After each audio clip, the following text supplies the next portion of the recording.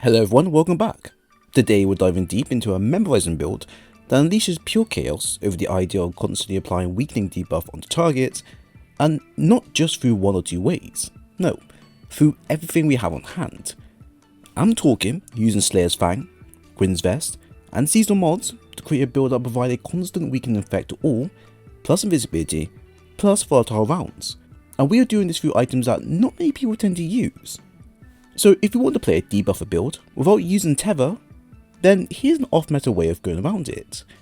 Starting with exotic armor, Gwisin's Vest, with exotic effect, Roving Assassin, it states, each spectral blade, hit, or final blows you make before becoming invisible will restore more of your super energy. Exiting invisibility while near a target creates a cloud of weakening smoke around you. So many of you here will laugh around the idea of ever using spectral blades in PvE content because of how weak it feels and how bad its hit registration is, as sometimes it is a hit and miss at times. But it has received a wide number of buffs over time, to where it actually plays pretty well in most content. I find that while its damage and hit rate is 50-50, combining this with Gwisin's will make up the damage difference when producing a weakening cloud near enemies. On top of that, being able to get our super back after the end kills allows us to create a minefield of weakening clouds all around us, something that is beneficial for us and our team. Our exotic weapon is Slayer's Fang, with exotic effect, Night Sworn Sight, and Heart Piercer, which states, dealing final blows to targets grants Night Sworn Sight. During that time, a final blows grants True Sight, reload speed, and precision damage increase, and submunitions weakening targets. Rounds with this weapon shatter into submunitions on impact, which is strong against overload champions. A Slayer's Fang is another weapon that many people sleep on, but it's actually pretty decent when used against the more tougher enemies in game, like knights, captains, and mini bosses. Being able to freely apply weaken, increase weapon damage, and volatile rounds can go a long way when you use it aggressively to do so, but ultimately it really benefits from the ability of freely going invisible when combined with on the prowl aspect. This here will allow us to play more aggressive, but also more effective when taking down key targets quickly. I don't even have any of the catalysts available to improve the weapon further, just its barebone state, but it plays pretty well with Void Hunters either way. For the aspects and fragment, these are what I went with. On the prowl, where entering invisibility marks a nearby combatant as priority targets for you and allies. Killing said target will create a weakening gas affecting them, while also making you and allies invisible. You also get increased weapon reload speed and stability for a short time, and are granted grenade, melee, and class ability energy. A Stylus Executioner, where treating a weakened enemy grants you True Sight and Invis. Echo Obscurity, where doing the finisher on target makes you invisible. Echo Starvation, where picking up a Void Breach or Overpower grants Devour. Echo Persistence, where Void Blast applied to you lasts longer. Echo Instability, where getting grenade kills will grant you volatile rounds. And Echo of Undermining, where Void Grenades now weaken targets. The build's main identity will be to apply weakening effect through various means, while also expanding this feature to allow invisibility and other debuffs to be available when needed.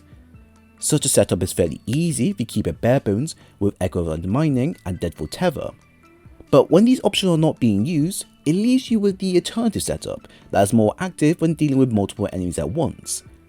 On the prowl, with Stylus Executioner is a very powerful combo that can allow constant invisibility once we have a trigger of debuffs on targets. Having this with Slayer's Fang and its ability to weaken targets allows us to dip in and out of invisibility fairly easily, while also getting volatile rounds attached for even more chaos involved. While this is occurring, we are creating a weakened cloud that further weakens enemies, grants us ability cooldown, and also makes us invisible if triggered nearby targets. This makes having Echo Persistent, Undermining, Starvation, and Instability a viable choice because of how often this can be triggered, and how easily flexible this will allow us to use our abilities on a higher ratio. But that's not all, as we do have these seasonal mods available that will expand our secondary weapon usage, but also are heavy as well. I recommend you pick a machine gun for this as you get better mileage out of it, but ultimately having volatile marksman, melee harvest, and void flux pretty much turns our heavy into the same weapon our secondary is like, but with a bigger magazine. Once these are all combined, including our super and exotic armor feature, you get a simple, but fairly obvious debuff build that can be used for a number of content, but mostly excels in cleaning up small to bigger enemy types as quickly as possible. This will excel in group play, as that constant weakening effect can be quite active for a very long time, but it also excels in solo play, such as Legend to Master Lost Sectors, to where you want safety and effectiveness in one. For mods and stats, having high resilience and discipline stats are recommended for the build and playstyle involved. Strength will also help, but not by a lot, just every now and then. Resilience is at a tier 10 and will grant us a 30% damage reduction. While elemental resistance mods have been added to the build to reduce incoming damage, I can see this being removed in favour for another reserve mod in hand.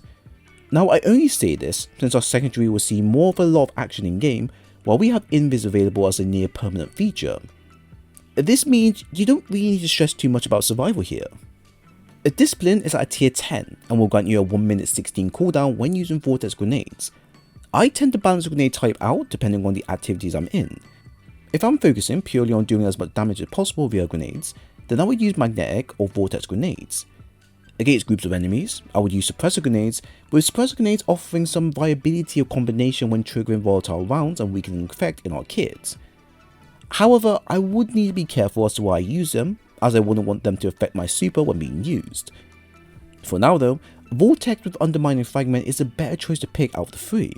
Well, personally for me. So with that covered, we have the following for quicker ability energy for the build. Impact induction times 1 for a 12% grenade cooldown. Bolstering detonation times 1 for a 12% class ability cooldown. Momentum transfer times 1 for a 12% melee cooldown. Orbs restoration for a 10% shared ability cooldown. Distribution for a 4% shared ability cooldown. And outreach for a 12% melee cooldown as well. This then leaves us with the additional outgoing mods supporting the build further. Strand Siphon, where getting a strand weapon kill grants orbital power. Ashes to Assets, where getting a grenade kill grants super energy. Heavy Ammo Finder, reserves and scavenger mods for a heavy and special weapon. Charged Up, where you get a +1 in charge by light. And Powerful Attraction, where using your class ability while near a pickup item will automatically collect the given item. Primary, we had Adamant with Recuperacy and Tear. We needed the primary that can help support us and support teammates further via heals and hands. The following is a great choice as it covers all things we need, but also has interaction with the seasonal mods such as To Shreds and Unraveling Orbs. Ideally, Unraveling is going to help with applying additional damage over time, which will work in hand with our weakening effect. While this is going on, this is buffing our support frame effects for healing allies and us, and generally becoming more effective for all content we use it in. I recommend you follow the same path I have, or ideally get another strand weapon that you may prefer instead. Heavy, I have the combination with redirection and reconstruction. The following feels like it was designed for wave-based activities, and now it really does put in the work. The following is a great choice to have when your secondary is out and you need something hard hitting in the process. I have found that using volatile marksman, Millennium Harvest and Void Flux on the following is kind of an overkill in terms of damage and wide number of debuffs being applied, but basically, if things do get bad, switch to this weapon here, as will clean up nicely. Of course, if you don't have the following raid exclusive, then the Hammerhead from Zavala is another great choice that offers Onslaught, Killing Tally, or even destabilizing rounds. This is probably the first time I've ever used both Gwyn's Vest and Slayer's Fang together, and fully getting an active and interesting build out of it. Now imagine the ability or weakening targets through your abilities, super and weapons alone. Now think about how you can have this constantly on without putting much effort into it. That's the build in a nutshell.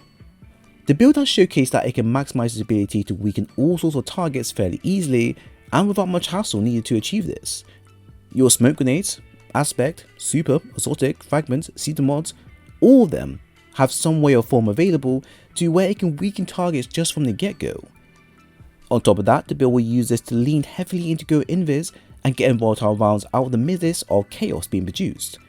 So in many ways, the build can be used for sneaking around and repositioning when needed to. It has multiple roles in this function of the build. I definitely do feel like this combo can be classed as off meta, it's simply because not many people tend to use Gwyn's Vest or Spectral Blades at all.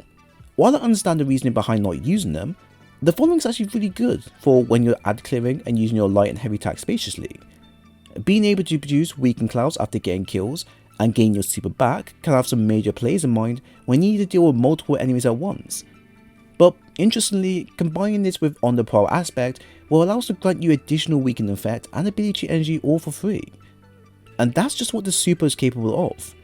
Our Slayer's Fang is going to weaken targets the moment it lands a hit, while increasing damage just from using it. I don't even have the catalyst unlocked for it, but this does show the strength the build has when using multiple avenues available. I've said this before, that Deadfall Void Hunter builds tend to be the safest and most recommended setups that everyone is happy to use. But Spectral Blades may finally have a reason to be used and in full force. It's kind of gimmicky here and there, but being able to weaken targets on the whole for extended periods can provide some extremely fun moments in game. If you've been thinking about giving this build a try, then now's the perfect time to do so. So there we have it. I hope you all enjoyed the build breakdown. If you have any thoughts on content shared, then please leave a comment, a like and a sub while you're here. I will leave a dim link for the build below, and if you want more stuff like this, then I have a playlist available covering all types of builds you desire. It was great sharing today's video with you all, and I hope to see you again soon.